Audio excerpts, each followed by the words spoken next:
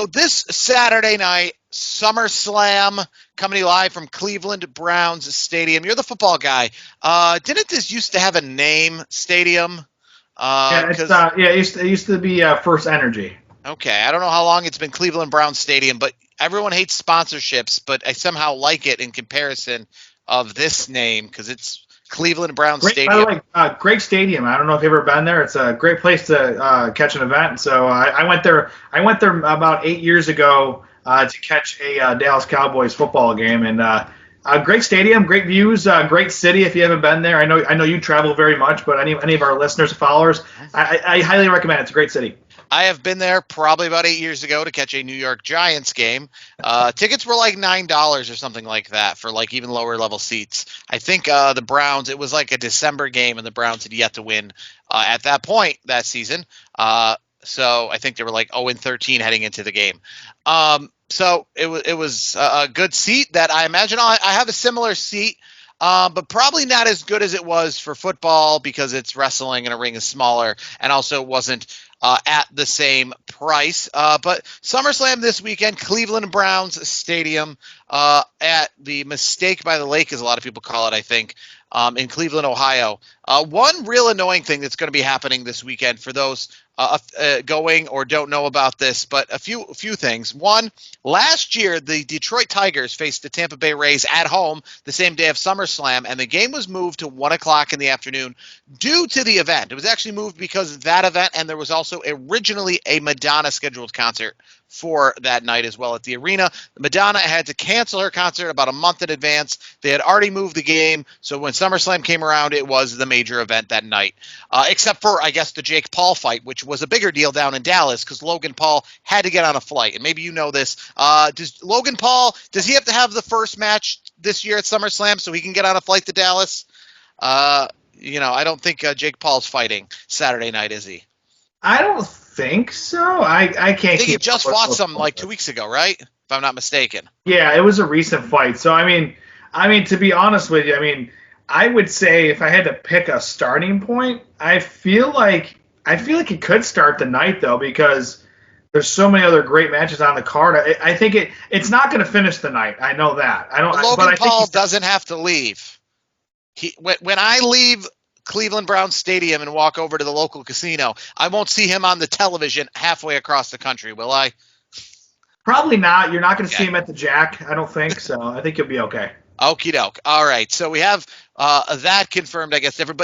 But this time around, a big matchup between the Baltimore Orioles and the Cleveland Guardians is taking place at the exact same time as this event in Cleveland.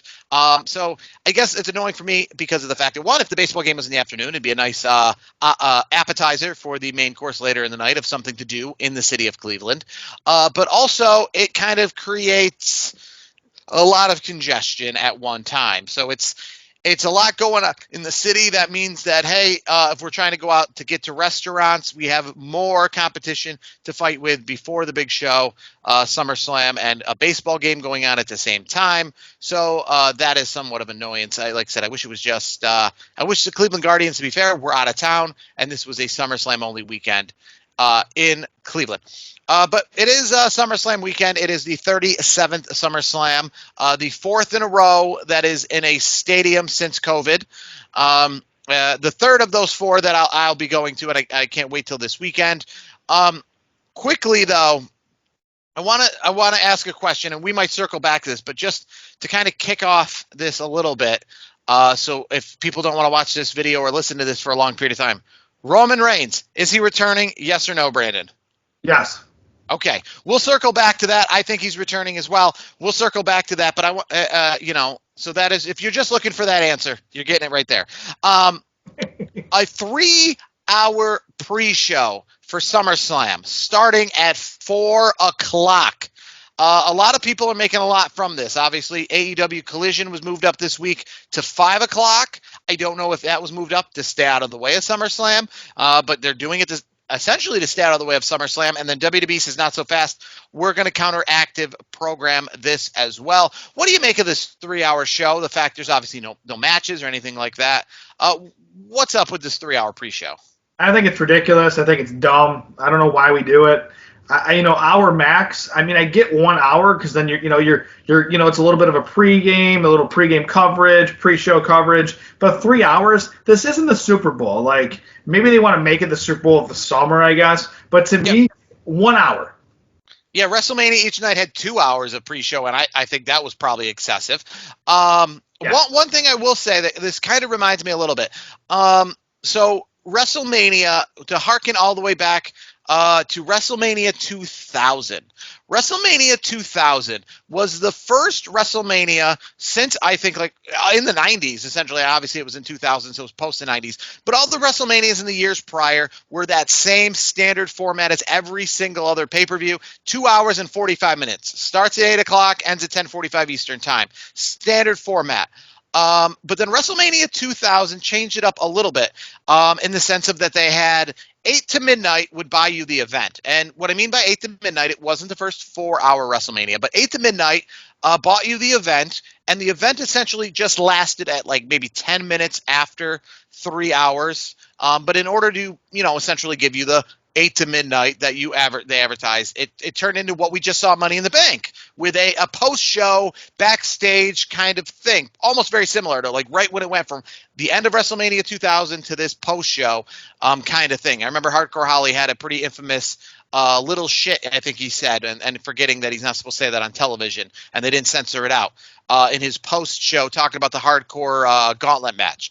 But part of that also, which made me think of this event, because I know this will have a post-show very similar to that, is the fact that they advertised a thing called WrestleMania All Day. A friend of mine bought it, and it was WrestleMania All Day starting at noon. So from 12 to 12, you could pay $49.99 and have WrestleMania All Day, or you could just buy the event for $39.99 or $34.99. But WrestleMania All Day was more than just a pre-show, but it was like essentially what you get now with the WWE networks and stuff is it's like top 10 matches played in full.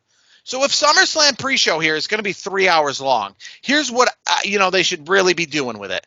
It should be matches. It should be like the history of SummerSlam, like documentaries going on. It should just be a whole bunch of. I don't want to see studio show. That's all I'm saying. I don't want to just see them chatting about CM Punk versus Drew McIntyre. I want to see Stone Cold versus The Undertaker in full. I just want to see something like that you'd put on in the background at home and be able to watch, similar to what you're talking about with the Super Bowl pregame, right? Because in the Super Bowl pregame, it's a lot of studio show, but it's a lot of just like a bunch of other content. So Yes. you need to do that. I don't want to see matches. That would make this ridiculous. But overall, Peacock is advertising for SummerSlam in its entirety to be 8 hours long. Now, for the people like me who is going, and even if I was watching on TV, it really doesn't make a difference. Don't let that fool you. You don't that the show is not 8 hours long.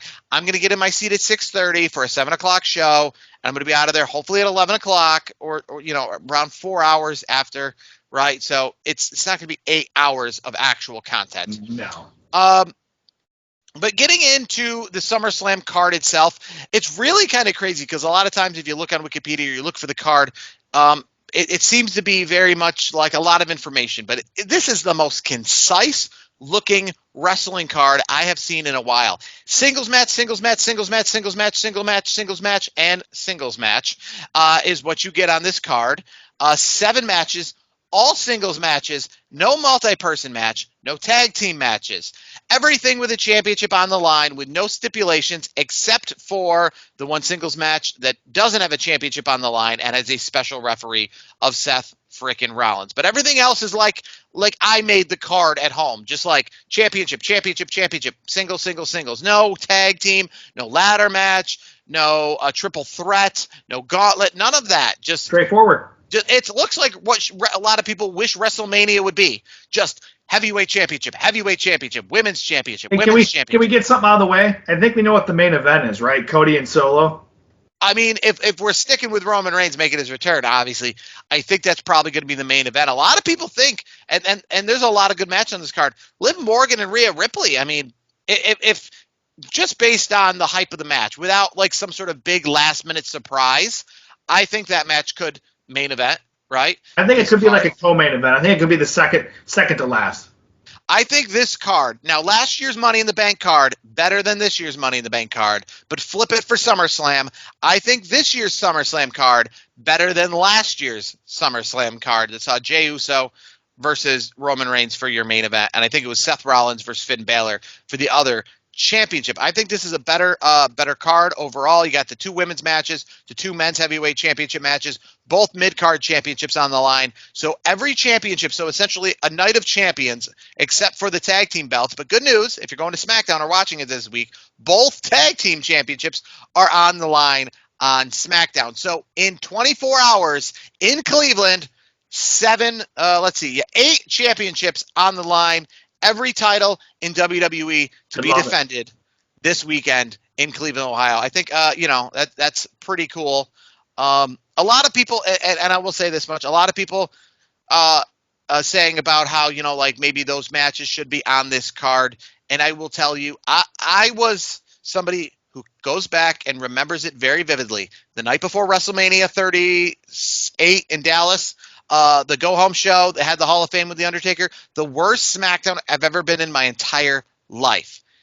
Thankfully, WWE has tried to right some of those wrongs and making it so that people like myself would be enticed, who have SummerSlam tickets or WrestleMania tickets, be enticed to go to these shows the night before, because you're going to see Bianca Belair, you're going to see Jade Cargill, you're going to see DIY, you're going to see things and people you're not going to see at SummerSlam. So I think that's a positive, making SmackDown a quote unquote must watch show, right? So I think that is definitely a positive for WWE, not just making it a bunch of stupid promos and a dumb go home show, making it feel like maybe like what you would see if they had a pre-show, right? Because WrestleMania used to have a pre-show, SummerSlam used to have a pre-show with matches, right? So SmackDown was really nothing. So now that there's no match on those cards, you can have those matches on SmackDown, really making that show valuable and making SummerSlam valuable.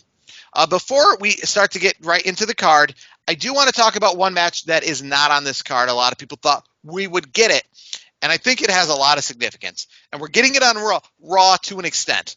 The Wyatt Six are making their debut on Raw this upcoming week against the Creed brothers and Chad Gable. Now, a lot of people thought we were going to get Bo Dallas and Chad Gable at SummerSlam one-on-one, or maybe this in some form.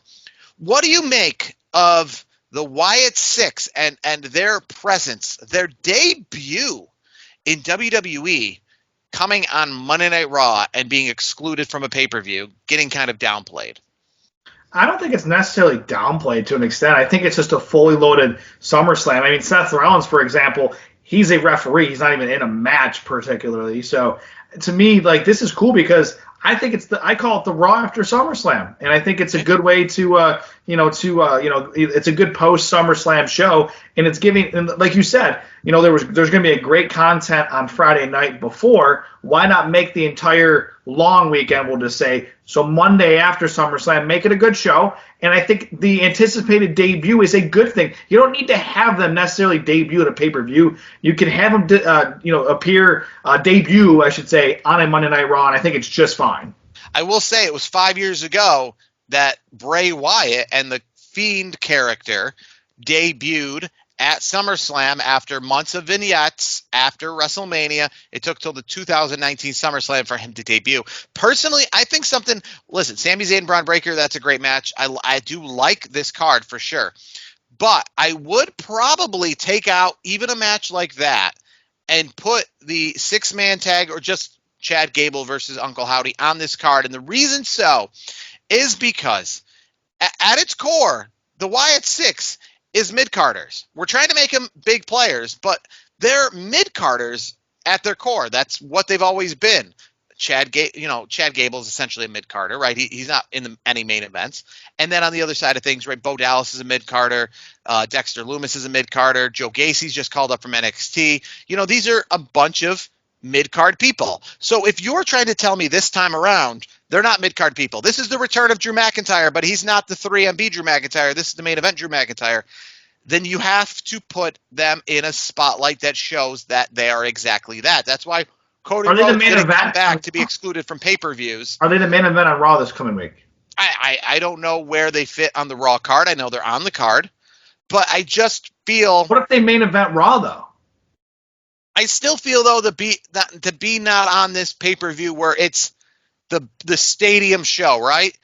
It feels like there's still the Wyatt family with Luke Harper and Eric Rowan from before, where they're cool and they're neat, but we don't trust them to essentially sell a pay-per-view to be the reason people come to a stadium. Though. I think that's the point WWE's making. This is going to be a test, and especially if they test the waters and put it as a pay-per-view, or not a pay-per-view, excuse me, a Raw main event, then they could see how things go and see how the metric, because they're going to do all these metric work to see, and the crowd reaction. They're going to do all those things. We've seen that though. This isn't their debut. I mean, they've been on television. This has been a very hype thing. And if you remember, Bray Wyatt, I don't think he had his only televised match, if I'm not mistaken, since his most recent return before his passing was a hype build-up, but then he made his debut at Royal Rumble against LA Knight. And a lot of people even thought, boy, that was even kind of a downplay because he's facing someone like LA Knight in a pitch black match and nothing more important. But I just feel that, like, similar to Bray Wyatt at SummerSlam 2019, if this is going to be like a major, major thing in WWE and it's going to be up there with everybody else, you got to debut him on a big stage. Here, a good example, right, is Cody Rhodes didn't come back to WWE to debut on Raw and then have his first return match to WWE on Raw against Chad Gable. But let's not compare Wyatt Six to Cody Rhodes. Let's be honest here. I think it's totally different. Totally different in what regard?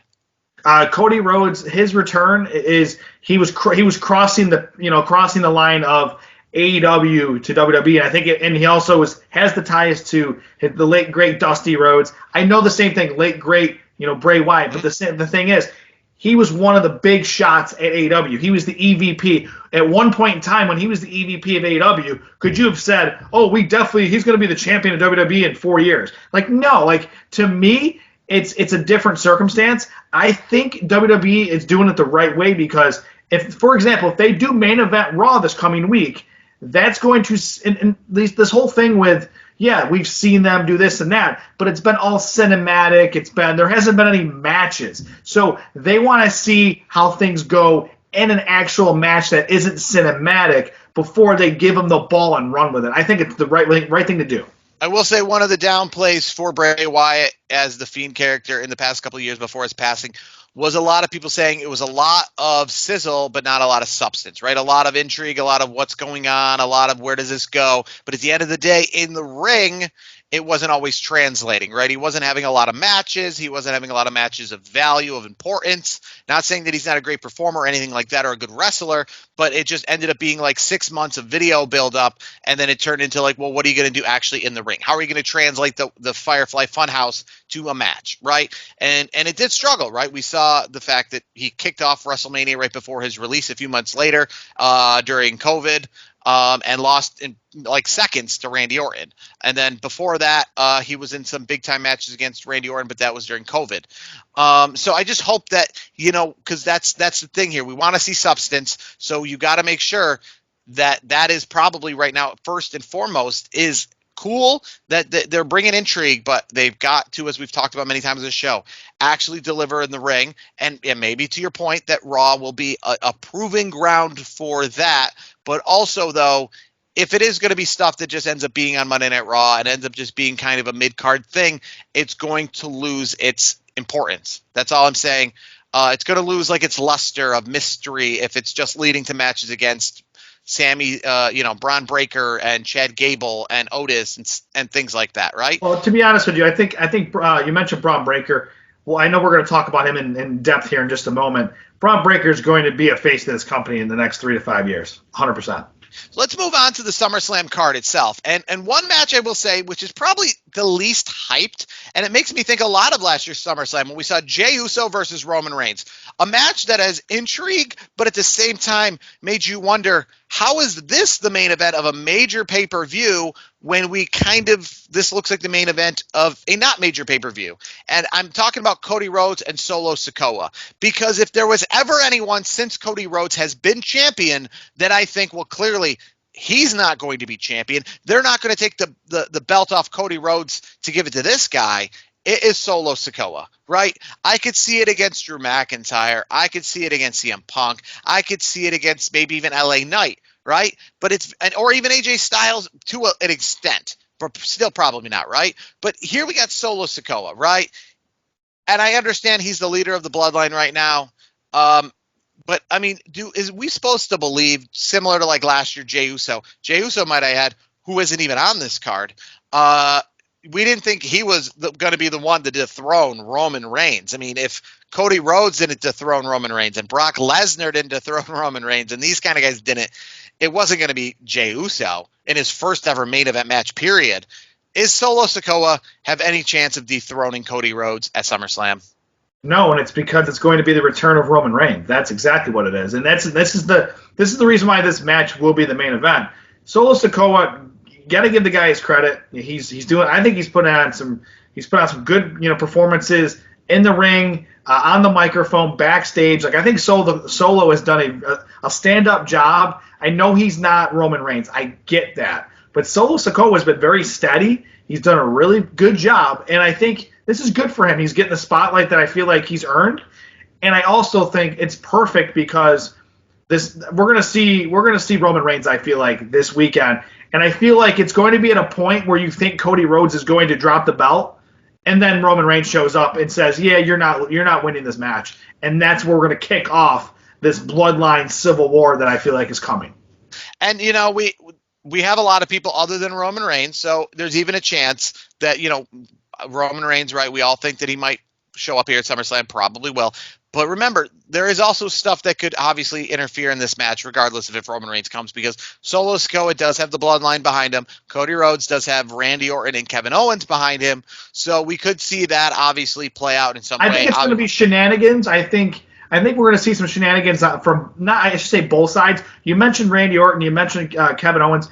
I wouldn't be surprised if Randy or Kevin, I'll leave it or because maybe they both show up and they help keep kind of like they're almost like the enforcers to make sure that the bloodline doesn't interfere in the match. And then on the other side, the bloodline is going to get involved. It's going to be a lot of shenanigans, but I do think the end result is Roman Reigns costs Solo, Cody wins. Two matches that are the result of I don't want to say long-term storytelling, but just similar to the Royal Rumble thing. They earned their shot. They held out. The story is just the fact that they're the next in line. And that is the king and queen of the ring, Nia Jax and Gunther. Gunther goes against Damian Priest in what I think is going to be an amazing match. Does Gunther, now that his Intercontinental Championship long reign is behind us, and his long reign as NXT UK champion that was historic, does he become the World Heavyweight Champion and start another historically long reign? Yes, I think he does. I think it's Gunther's time. I think, I think he is one of the best wrestlers on the planet today. I think he does everything the way you want to do it. And I believe Michael Cole alluded to it this past week on Raw. And I think it's something that you don't see from every wrestler. Everything that he does, every movement, he's always looking to inflict some sort of damage in everything that he does. He just has the total package. I think he's going to be an uber heel champion, and I think he's in for a long reign ahead. I'm really going to enjoy Gunther being the champion, and not to take away from Damian Priest. I think Damian Priest has done a heck of a job. People don't give him enough credit. I think he's done well since he got the title just a few months back. So I think unfortunately, in his situation, he's kind of been the placeholder for Gunther, kind of the transitional champion. And I think Gunther is going to be the champion walking out of Cleveland with the belt. Damian Priest, Finn Balor, do we finally see the breakup of them that we've been talking about for months and months and months, or do we hold off on that one? I think we're holding off on it. I think for now it's going to be it makes too much sense to keep them together. I think so. I think you keep them together. Damian's going to pursue it. I think he's still going to get his rematch, at a later date, kind of a thing. And I think eventually, like if I had to pick a time for them to dissolve, I know this is cliche because it's one of my favorite shows of the year, but I could see it really start turning that way, and maybe a full turn at Survivor Series. So you think Damian Priest, Finn Balor, WrestleMania next year? I wouldn't be surprised. I mean, let's be honest. I mean, a lot of reports out there. Finn Balor signed a new contract, so it sounds like he's going to be locked up for a while. And Damian Priest, I believe, reportedly, he's got himself a nice deal as well. So they're going to be around. They're going to be players for a long time. So I would say, don't be surprised if that does happen. Bayley versus Nia Jax. Nia Jax, Queen of the Ring. Do we see a title change here? Do we even see an intriguing match here? I wouldn't say an intriguing match. I think it's just, it's going to be a standard Nia Jax type of match where, you're not going to see anything too outlandish or crazy. It's just going to be very boring, I think. I don't think it's going to be that great of a match, to be honest with you. I think Bayley wins. I don't see Nia Jax winning that belt. And I think Bayley Bayley's going to somehow, she's going to do something at the last second. Maybe the Annihilator, she slips out of the Annihilator at the last, before Nia Jax hits the Annihilator and rolls her up for a pin. It's going to be one of those type of matches, and I think Bayley's going to retain for sure. Logan Paul from Cleveland, LA Knight, United States Championship on the line. The only person from Cleveland, and there's a few of them, that'll actually be competing at SummerSlam this Saturday night. Logan Paul retaining the belt and giving us some special edition Prime to go with it, or is LA Knight your new United States champion? Oh, man. It makes too much sense for Logan Paul to drop it in Cleveland. So I'm going to say LA Knight wins the championship. Yeah, I mean, remember, LA Knight, I'll be fair, I mean, hot as can be. 2 Money in the Banks went by where he did not win. And if you remember, he was the odds-on favorite to win it last year. And you would have thought back in 2023 at Money in the Bank that by this time, 2024, he would be world champion, right? I mean, he was just on a trajectory. And he's still very popular, but I think the fact he's not really cooled off. But the idea is that WWE is just banking on his popularity but not doing anything more with him. Yeah. Just keeps him kind of just middle of the road and doesn't let him actually rise with that popularity. Moving on to Sami Zayn, Braun Breaker, a rematch from Money in the Bank. Does this time around Braun Breaker become the new Intercontinental Champion? I think he's got to, right? If you want to keep him looking the way he looks, you got to have him leave as a winner here at SummerSlam. Yeah, I agree. I mean, I mentioned it just a few minutes ago. And, the next 3 to 5 years, probably sooner, honestly, Braun Breaker is going to be one of the faces not only of WWE, but of the wrestling business as a whole. So I think this is where he takes that next step in the evolution of his career on the main roster. They're going to have a hell of a match. This might go down as one of the best matches. This might be the best match of the night, honestly, with all the chaos and the shenanigans that we've seen already. And I think Sami Zayn's going to put up a valiant effort, but I think Braun Breaker's walking out of Cleveland also as the new champion. 19 years from the SummerSlam, which was for the custody of Dominic Mysterio. We see another match for the custody of Dominic Mysterio, sort of, I guess you'd say. Liv Morgan, Rhea Ripley. It's not Rey Mysterio versus Eddie Guerrero. It's Liv Morgan versus Rhea Ripley, the returning Rhea Ripley from injury to face Liv Morgan for the championship. I mean, who leaves as a champion, and what does this mean for Dominic Mysterio? Do we see Dominic kind of pulling one over us? Do we see him kissing Liv Morgan on the end, costing Rhea Ripley the championship? Do we see him just staying with the Judgment Day the whole time and Liv Morgan in shambles? This one was a tough one for me because, I agree with you. I agree that it is kind of the custody of Dominic Mysterio again. I think that's pretty funny, but I think it's kind of true because Pat McAfee kind of always is pretty much like, who wants this dirtball kind of a thing, and these 2 women are fighting over him.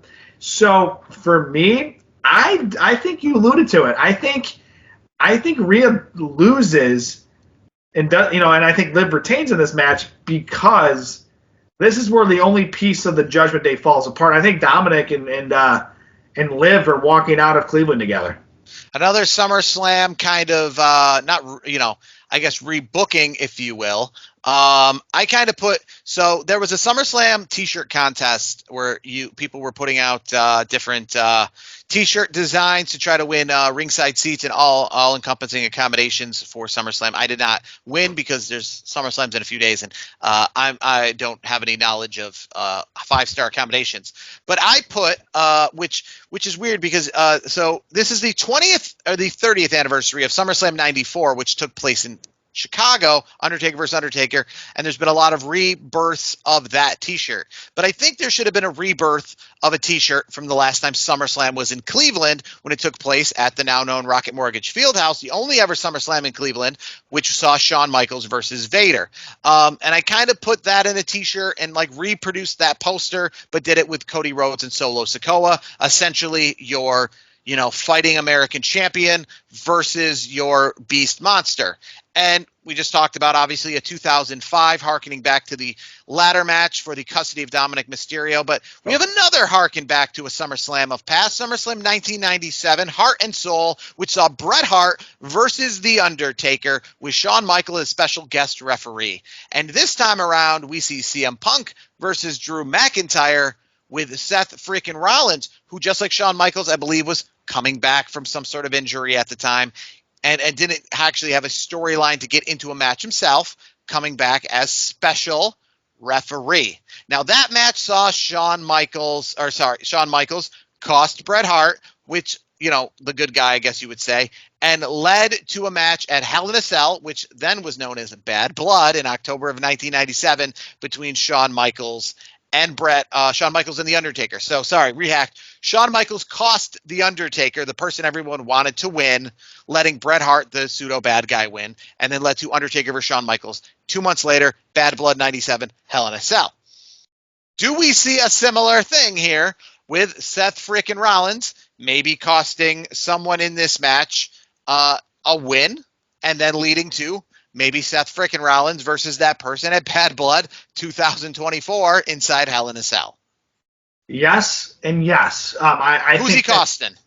I think he's costing CM Punk, and I think him and CM Punk are going to have themselves a cage match, at Bad Blood. I think Drew McIntyre wins the match.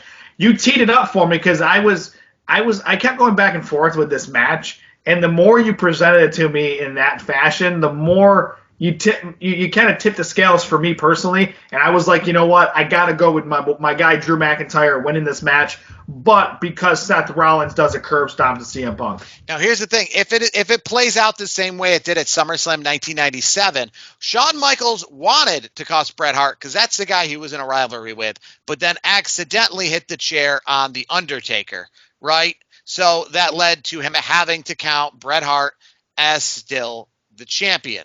So I could see if that scenario plays out here, Seth Rollins, we all know his feud with CM Punk, wanting to cost CM Punk the match, going to hit him with a chair, going to hit him with a curb stomp, going to cost CM Punk the match, but then accidentally hits Drew McIntyre and has to count for CM Punk as the unbiased referee, has to count him.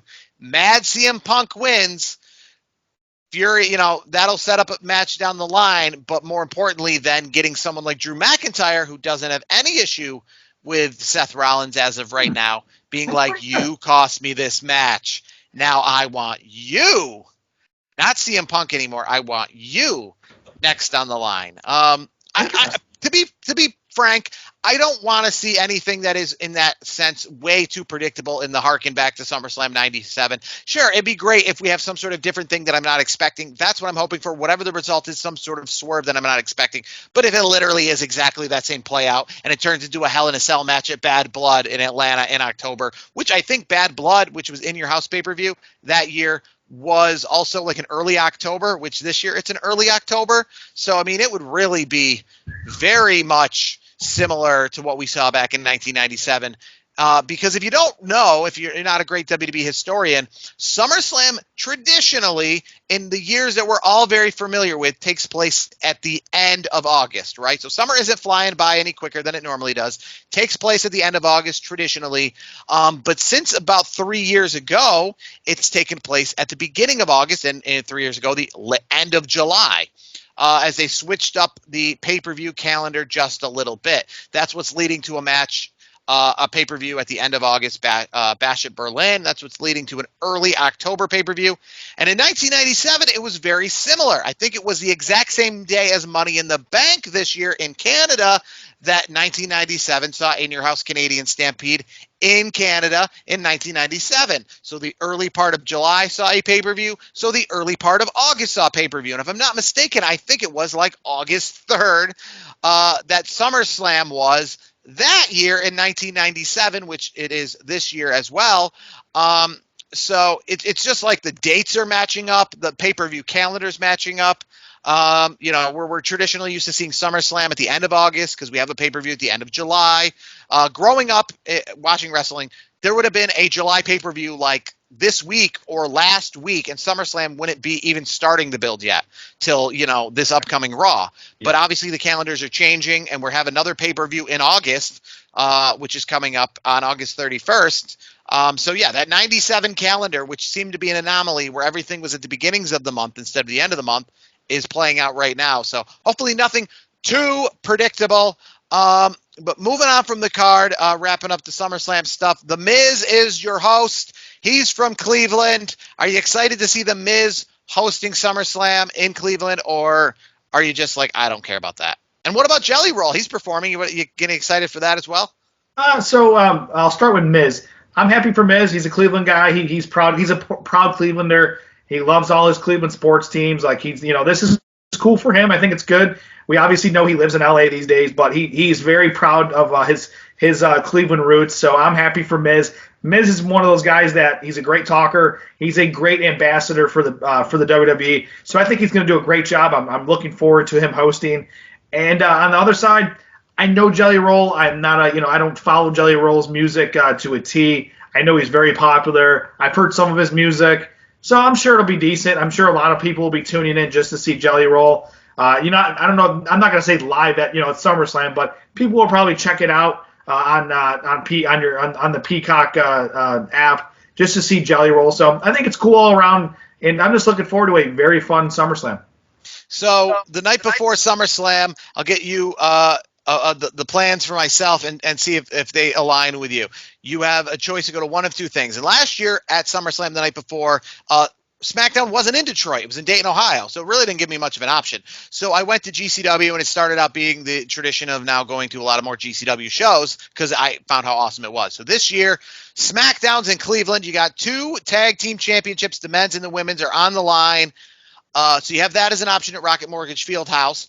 Or you have GCW, where the 2, main event matches that you would pick out that would be of interest, because there's a few matches on the card that are of interest for me, is Matt Hardy versus Nick Gage, and Effie, who's a GCW big name there, against my world champion of the past, the Maharaja Jinder Mahal. Which card are you picking? Oh, that's a good question. What does your Friday night in Cleveland look like? Yeah, I would probably go to SmackDown. No offense to Nick Cage and Matt Hardy, but I don't see much movement in the ring, if you know what I'm saying. So I'm sure there'll be some crazy stunts involved and all that stuff. But for me, I'll stick with the SmackDown tag matches. Jinder Mahal, I'm curious to see him in a, I know he's made his debut in GCW. I'm wondering to see, because GCW is a whole nother animal. It's not just some other indie out there, right?